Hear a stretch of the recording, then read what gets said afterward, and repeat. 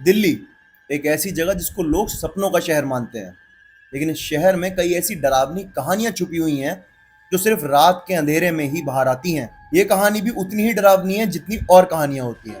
ये कहानी एक ऐसी आत्मा की है जो रात को 3:03 पे एक सफेद चादर ओढ़ के अपने शिकार से मिलने आती है। 27 साल का लड़का जो दिल्ली में एक आईटी प्रोफेशनल की जॉब कर रहा था।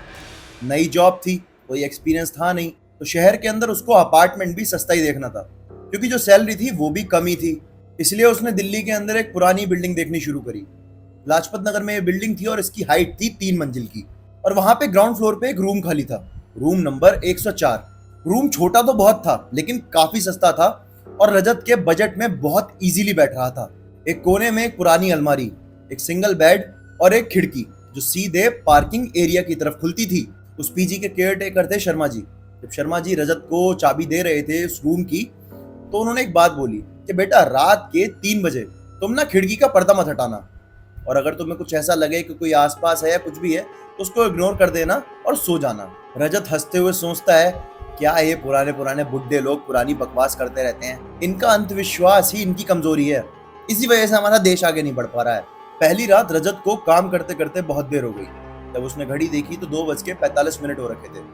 उसने सोचा आज बहुत लेट हो गया है, कल सुबह ऑफिस में भी रिपोर्टिंग करनी है, तो मैं लाइट बंद कर देता हूँ, आराम से सो जाता हूँ। लेकिन 3:03 पे कुछ अजीब हुआ।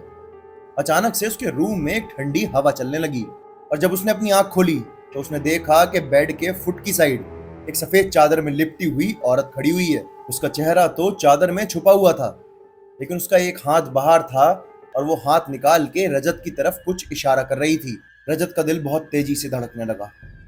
तो चादर के अंदर पसीना पसीना हो गया। उसकी सांसें इतनी तेज हो गई, उसको ऐसा लगने लगा कि मुझे अभी के अभी हार्ट अटैक आ जाएगा। और जैसे ही उसने अपनी आंख ब्लिंक करी, वो औरत सामने से गायब हो गई। अगली कई रातों तक ये सिलसिला चलता रहा। हर रात 3:03 पे वो औरत आ जाती थी, रजत के सामने खड़ी हो जाती थी और बस एक इशारा करती थी। अब रजत बहुत ज़्यादा कंफ्यूज हो चुका था। उसे ऐसा लग रहा था कि उसके जो आसपास के रूममेट्स हैं, अगर उनको ये बात बताएगा तो कहीं वो लोग उसे पागल ना समझने लगे। उसके मन में कई सारे डर चल रहे थे। एक रात रजत ने हिम्मत करी और उससे पूछ लिया, कौन हो तुम, क्या चाहती हो? लेकिन जवाब में एक अजीब सी फुसफुसाहट आई। ऐसा लगा उस औरत ने कुछ बोला, लेकिन रजत के समझ नहीं आया। और फिर अचानक से उस औरत की चादर एक कोने से गिर गई और रजत ने उसका चेहरा देखा। पूरा सड़ा हुआ चेहरा जो बिल्कुल काला पड़ चुका था, और उसके चेहरे में कुछ ढंग से दिखाई नहीं दे रहा था। ना नाक, ना होंठ, ना कान, ना चिन, ना गाल, ना माथा। लेकिन एक चीज बहुत अच्छे से दिखाई दे रही थी, वो थी उसकी दो चमकती हुई आंखें। और फिर दोबारा रजत की आंखें जैसे ही ब्लिंक हुई, वो औरत गायब हो गई। वो रात रजत के लिए ऐसी हो गई थी जिसको वो अपने जीवन में कभी नहीं भूल पाता। उस रात रजत को एक पल नींद नहीं आई, और वो बस इसी डर में अपने बेड पे लेटा रहा कि वो औरत दोबारा ना आ जाए। उसने अपने रूम का दरवाजा खोल लिया और वो डर के मारे पूरे कॉरिडोर में चक्कर मारने लगा। वो देखने लगा कोई आसपास का बंदा जाग रहा हो तो मैं उसके रूम में चला जाऊं, उसके साथ बैठ जाऊं, क्योंकि उसका डर उस पर कंट्रोल नहीं हो रहा था। उसने डिसाइड कर लिया कि मैं अगली सुबह बात जरूर करूंगा शर्मा जी से, क्योंकि शर्मा जी ने मुझे कुछ बताया तो था कि इस रूम में कुछ अजीब होता है। सुबह हो गई, रजत ने अपना मुंह हाथ धोया, चाय नाश्ता करा और वो भाग के शर्मा जी के पास पहुंच गया। शर्मा जी से उसने पूछा कि शर्मा जी, मेरे साथ ऐसा ऐसा हो रहा है, एक औरत आती है सफेद चादर में और मैं बहुत ज्यादा डर गया हूँ, ये क्या चक्कर है, आप मुझे बताओ ना। तो शर्मा जी थोड़ी देर तक तो चुप रहे, लेकिन फिर उन्होंने बोला कि बेटा, इस रूम के अंदर ना एक इंसिडेंट हुआ था जो इस पीजी का ऑनर कभी किसी को नहीं बताता।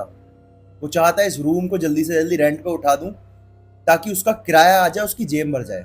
उसको लोगों की जान की बिल्कुल परवाह नहीं है। इस रूम में पहले एक पेइंग गेस्ट रहा करती थी, नेहा नाम की, और एक रात उसने अपने आप को सफेद चादर से बांध के लटका के लपेट के उसी कमरे के फैन से लटका लिया और आत्महत्या कर ली, एग्जैक्ट 3:03 पे।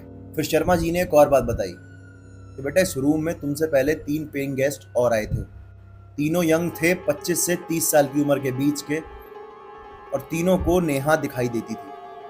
नेहा आज भी इसी रूम में रहती है। और जब भी नेहा को कोई ज्यादा देर तक देखता रहता है या ज्यादा दिन तक उसके पास नेहा आती रहती है, या तो वो लड़का पागल हो जाता है या वो मर जाता है। उन 3 लड़कों में से एक लड़का तो पागल हो गया और हमेशा यही कहता रहता है कि नेहा को बुलाओ, मुझे उससे मिलना है, मुझे नेहा से बात करनी है, वो बहुत अच्छी लड़की है। और बाकी जो 2 थे वो मर गए। रजत ने डिसाइड किया कि वो रूम छोड़ देगा, लेकिन फेस्टिवल्स आ रहे थे तो रजत को छुट्टी भी मिल गई थी और उसे घर भी जाना था। उसकी ट्रेन का टिकट अगले दिन का था, तो रजत ने सोचा क्यों ना मैं वापस आके बिना इस रूम में स्टे करे उसी के उसी दिन इस रूम को छोड़ दूंगा। लेकिन यही रजत की सबसे बड़ी भूल हो गई। अगर रजत उसी रात उस कमरे को छोड़ देता तो शायद रजत के साथ ऐसा ना होता। एग्जैक्ट 3:03 पर नेहा वापस आ गई उस कमरे में रजत के सामने। और जब रजत लेटा हुआ था तो इस बार वो उसके बेड के फुट के सामने नहीं आई थी, वो आई थी रजत के बेड के और करीब। वो इतनी करीब आ चुकी थी कि रजत को उसकी सांसों की आवाज और सांसें जो थी अपने चेहरे और शरीर पे महसूस हो रही थी। रजत तो एक पुतले की तरह बस बेड पे जमा हुआ लेटा रहा। उसे तो ये लग रहा था अगर मैं अपनी एक उंगली भी हिलाऊंगा, अगर मेरे बाल भी हिल गए, तो कहीं नेहा मेरी जान न ले ले। क्योंकि जब भी कोई किसी भूत या आत्मा को देखता है तो उसके दिमाग में सिर्फ एक ही चीज चल रही होती है कि बस मेरी जान न चली जाए, मैं यहां से कैसे भी करके बच जाऊं, और भगवान का नाम लेता रहता है। उसके बाद नेहा की आत्मा ने रजत के गले की तरफ हाथ बढ़ाना शुरू किया। रजत जब तक कुछ समझ पाता तब तक नेहा की आत्मा ने उसका गला पकड़ लिया था और उसके गले को बहुत जोर से दबा दिया था। रजत की सांस धीरे धीरे रुकने लगी और रजत को सांस लेने में बहुत दिक्कत होने लगी और उसका दम घुट गया और रजत की वहीं पे मौत हो गई। अगले दिन जब सब मैस में खाना खाने आए तो उन्होंने देखा कि रजत वहां नहीं है। वो रजत को देखने के लिए उसके रूम में गए तो रूम का दरवाजा खुला हुआ था। उन्होंने रूम खोला, अंदर देखा तो बेड पे रजत पड़ा हुआ था और उसके गले पे बड़े अजीब से एक हाथ के बड़े बड़े नाखूनों के स्क्रैचेस के निशान बने हुए थे।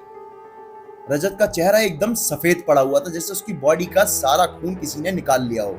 और रजत की बॉडी पे एक सफेद चादर पड़ी हुई थी जिस पे थोड़े थोड़े खून के धब्बे लगे हुए थे। और घड़ी का टाइम एग्जैक्ट 3:03 पे रुका हुआ था। शर्मा जी उस घड़ी को देखने के बाद तुरंत समझ गए कि इसकी जान भी नेहा ने ले ली। रजत चाहता तो अपनी जान बचा सकता था, लेकिन घर जाने के लालच में आके रजत ने एक रात उस रूम में स्टे करने का और फैसला किया और उसी वजह से रजत ने अपनी जान गंवा दी। और लोग सही कहते हैं कि दिल्ली के हर कोने में कोई ना कोई अजीब या भूतिया कहानी छुपी हुई है। और कुछ कहानी और कुछ इंसिडेंट्स तो ऐसे होते हैं जो कभी ख़त्म नहीं होते, या उन कहानियों और इंसिडेंट्स को हम कभी भुला नहीं सकते, अगर भुलाना चाहें तो भी। अगर ये कहानी आपको अच्छी लगी तो मेरे पेज को फॉलो ज़रूर कर देना। द ओनली नकुल करके इंस्टाग्राम पे मेरा पेज है, वहाँ भी मैं आपको ऐसी शॉर्ट स्टोरी सुनाऊंगा। और इस चैनल को सब्सक्राइब कर देना ताकि मेरा मोटिवेशन बना रहे और मैं आपके लिए ऐसी इंटरेस्टिंग हॉरर स्टोरीज लाता रहूं। कमेंट में अगर आपकी ऐसी कोई कहानी है तो वो बता देना, या फिर आप मेरे को इंस्टाग्राम पे डीएम भी कर सकते हो, या फिर आप मेरे को मेल भी कर सकते हो। आपकी कहानी इस पेज पे मैं सुनाऊंगा आपको क्रेडिट देके। अब मिलते हैं अगली वीडियो में कल, तब तक के लिए मेरे पेज को सब्सक्राइब कर दीजिए।